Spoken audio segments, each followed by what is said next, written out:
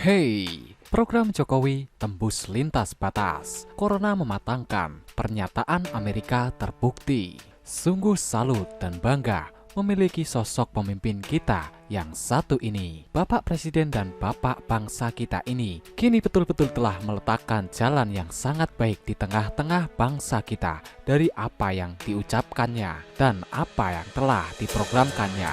Tak ada satupun yang hanya sekedar lips service semata atau hanya ingin menyenangkan telinga banyak orang, tapi benar-benar dijalankan, diawasi hingga program tersebut berjalan dan bukan hanya sekedar berjalan tapi kembali mengevaluasi benarkah program tersebut sudah diterima masyarakat. Sosok Jokowi yang meskipun tampak hanyalah sebagai orang biasa, kegagahan pun boleh dibilang tak tampak, tapi hati dan pikirannya jauh lebih dahsyat dari apapun yang ditampilkan di luar. Menjadi pelajaran berharga bagi kita semua untuk tetap memandang ke depan bahwa Indonesia adalah bangsa yang besar. Pernyataan Amerika pun akan menjadi kenyataan dan sudah dibuktikan lewat tindakan bangsa kita, yakni bahwa bangsa kita sudah didaulat sebagai sebuah negara maju dan bukan lagi sebagai negara berkembang. Kemampuan bangsa kita pun akan terbukti kuat dan akan mampu bertahan di dalam menghadapi situasi pandemik virus corona yang hingga terus-menerus menghancurkan dunia. Kita akan tetap bertahan walaupun banyak negara-negara yang rebah atau jatuh, sebab di tengah bangsa kita banyak lahir orang-orang yang hebat yang tak pernah berhenti mencintai bangsa ini dan terus berkarya bagi bangsa ini merdeka. Maka kedua program ini akan mampu membuat bangsa kita tetap service atau bertahan, yakni dana desa dan satu lagi kartu prakerja. Dana desa yang semula peruntukannya untuk pembangunan berbagai infrastruktur di desa-desa di seluruh Indonesia, namun lewat virus corona membuat segalanya berubah. Desa-desa yang jumlahnya jauh lebih banyak dibandingkan kota, yakni sebanyak kurang lebih 75.000 desa akan menjadi garda terdepan di dalam menghadapi situasi ketidakpastian yang ditimbulkan oleh pandemik yang satu ini. Di periode pertama, pemerintah Jokowi telah menyalurkan hampir ratusan triliun bagi desa secara langsung. Di periode kedua pun sama, bahkan dengan jumlah yang angkanya jauh lebih besar dari yang pertama. Dana ini terbukti efektif membangun desa secara berkeseimbangan, makanya terus dipertahankan dan dilanjutkan. Bahkan satu pos menteri dibuat untuk bisa mengawasi dan terus mendistribusikan dana-dana ini dengan maksimal.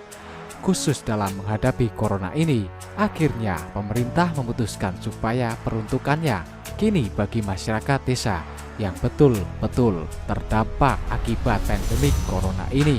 Berdasarkan panduan yang diterbitkan oleh Kementerian Keuangan per 1 April 2020 lalu, bahwa dana desa akan dijadikan BLT, bantuan langsung tunai, yang nominalnya 200.000 per bulannya. BLT-nya disalurkan secara bertahap hingga 6 bulan ke depan. Sejak ditetapkannya aturan ini, akhirnya sampai bulan Oktober dana ini akan menolong banyak warga desa yang mungkin terdampak akibat corona ini.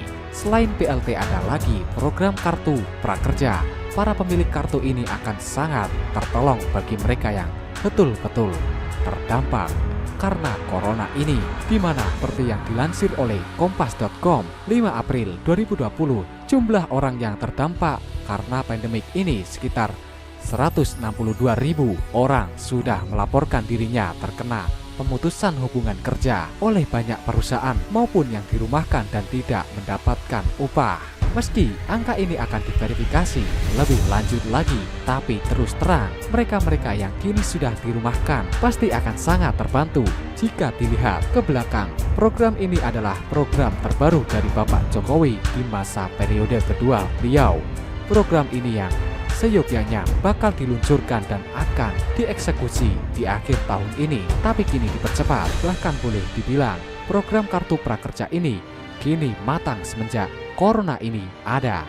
Fase-fase krisis yang ada di dalamnya justru memicu banyak hal kreatif.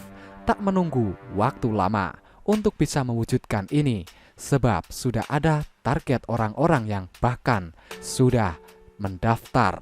Mereka akan mendapatkan paket bantuan senilai 3,5 juta lebih yang akan dibagi ke dalam biaya pelatihan dan insentif sebesar 600.000 untuk penyelesaian pelatihan tersebut selama 4 bulan ke depan. Sehingga ada yang boleh dapat kita simpulkan dari peristiwa goncangan yang kini sedang melanda dunia, khususnya di bangsa kita. Program Jokowi tersebut betul-betul tembus lintas batas. Artinya Jokowi sebenarnya sudah memikirkan ke depan banyak solusi bagi bangsa kita jauh sebelum masalah tersebut datang.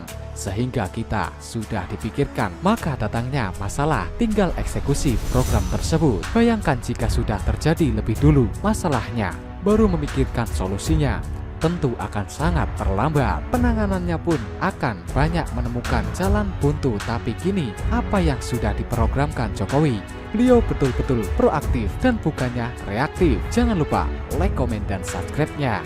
Terima kasih.